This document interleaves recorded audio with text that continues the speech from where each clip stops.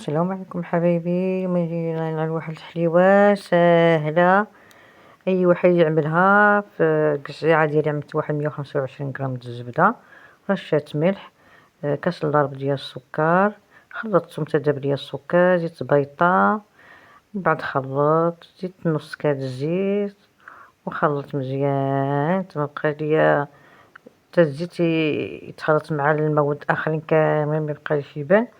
بعد نزيد واحد الكيس ديال الفلان كراميل، غير الفران داك غير ديك الصغير 2.5 غرام.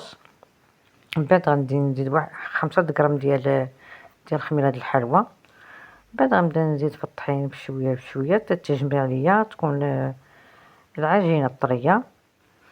من بعد غادي نخلط واحد 2 مغارف ديال الكوكو باش غنفندها فيها، مغرف الكوكو واحد المغرفه ديال السكر، غادي نكورها وغادي نفندها فيه.